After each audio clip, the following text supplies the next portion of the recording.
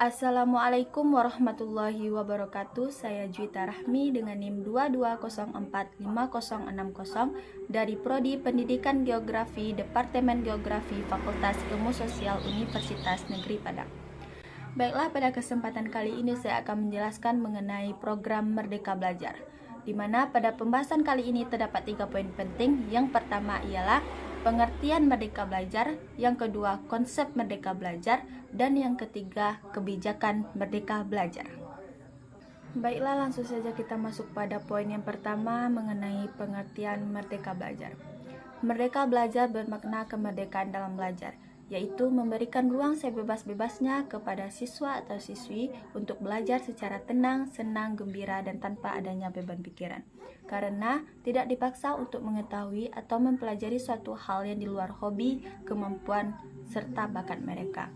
Melihat dari bakat alami yang mereka punya, sehingga mereka mempunyai portofolio yang sesuai dengan bakat, minat, dan kemampuan mereka. Sebagai seorang guru yang baik, kita tidak boleh untuk memaksakan siswa atau siswi kepada suatu bidang atau suatu ilmu pengetahuan yang di luar kemampuan mereka. Ibaratnya seperti seorang guru yang meminta kepada siswanya atau siswinya yang buta untuk menjelaskan betapa indahnya pelangi kepada teman-temannya, merupakan suatu hal yang sangat mustahil. Mengenai kemerdekaan dalam belajar juga sudah berulang kali ditegaskan oleh Bapak Pendidikan kita, yakni Bapak Ki Hajar Dewantara, di mana ia pernah berkata dalam salah satu bukunya mengenai Merdeka Belajar, yakni kemerdekaan hendaknya dikenakan terhadap cara anak-anak berpikir, yaitu jangan selalu dipelopori atau disuruh untuk mengakui buah pikir orang lain. Namun, biasakanlah anak-anak untuk mencari segala pengetahuan dengan pikirannya sendiri. Akan masuk pada poin yang kedua mengenai konsep Merdeka Belajar. Dalam konteks ini sangat diperlukan kejelian seorang guru untuk menerjemahkan apa itu konsep Merdeka Belajar. Guru haruslah kreatif agar siswanya bisa dibimbing dan diarahkan sesuai dengan konsep Merdeka Belajar. Konsep Merdeka Belajar tidak lagi dibatasi oleh kurikulum. Akan tetapi, siswa dan guru harus berpikir kreatif untuk menggapai suatu ilmu pengetahuan. Menurut Nadiem Makarim, konsep Merdeka Belajar adalah yang paling tepat digunakan sebagai filosofi perubahan metode pembelajaran selama ini. Sebab, dalam konsep Merdeka Belajar terdapat kemandirian dan kemerdekaan bagi lingkungan pendidikan untuk menentukan cara terbaik dalam proses pembelajaran. Selanjutnya kita masuk pada pembahasan yang terakhir mengenai kebijakan Merdeka Belajar. Pada pembahasan kali ini terdapat 10 episode kebijakan Merdeka Belajar, yakni yang pertama Merdeka Belajar episode 1.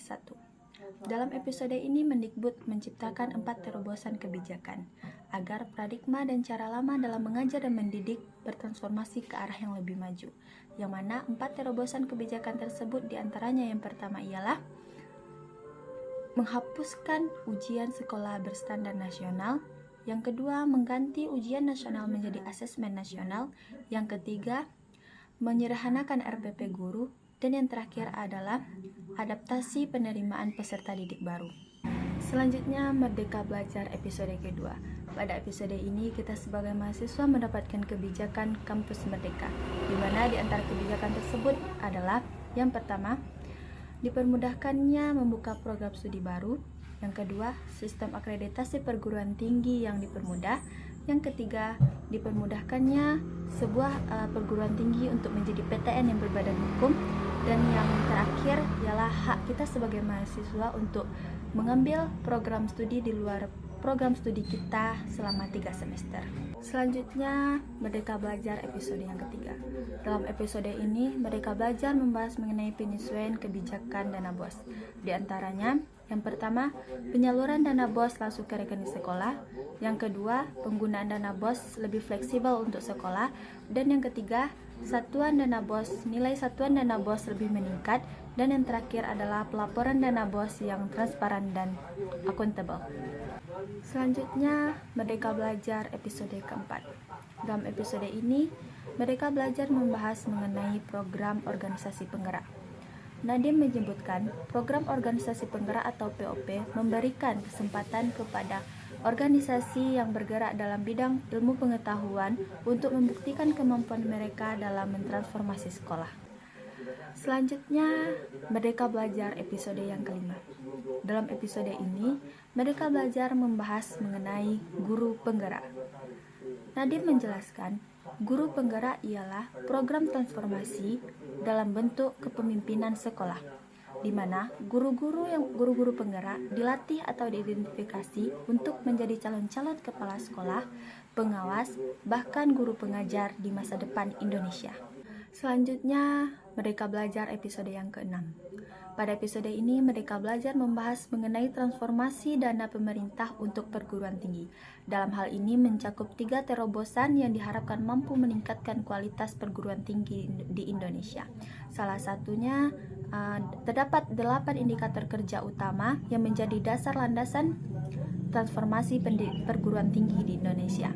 8 indikator kerja utama tersebut diantaranya lulusan mendapatkan pekerjaan yang layak, mahasiswa mendapatkan pengalaman di luar kampus, dosen dapat berkegiatan di luar kampus, praktisi bisa mengajar di dalam kampus, hasil kerja dosen bisa digunakan oleh masyarakat, program studi bekerja sama dengan mitra kelas dunia, kelas yang kolaboratif dan partisipatif, dan yang terakhir adalah program studi berstandar nasional. Selanjutnya, Merdeka Belajar episode yang ke-7. Dalam episode ini, Merdeka Belajar membahas mengenai program sekolah penggerak, di mana program sekolah penggerak ini terfokus pada kualitas sumber daya manusia sekolahnya, seperti murid, guru, bahkan kepala sekolah. Selanjutnya, Merdeka Belajar episode yang ke-8. Dalam episode ini, Merdeka Belajar membahas mengenai SMK Pusat Keunggulan. SMK Pusat Keunggulan merupakan suatu terobosan yang komprehensif yang ditujukan untuk menjawab tantangan mengenai pembenahan kondisi SMK saat ini, agar sejalan dengan kebutuhan dunia kerja. Selanjutnya, Merdeka Belajar episode yang ke-9. Dalam episode ini, Merdeka Belajar membahas mengenai KIP Kuliah Merdeka. KIP Kuliah Merdeka merupakan sebagai wujud dari komitmen Kemendikbud dalam memberikan akses perguruan tinggi secara merata, berkualitas, dan berkesinambungan. Selanjutnya, Merdeka Belajar episode yang ke-10 atau episode yang terakhir. Dalam episode ini, Merdeka Belajar membahas mengenai perluasan program beasiswa lembaga pengelola dana pemerintah.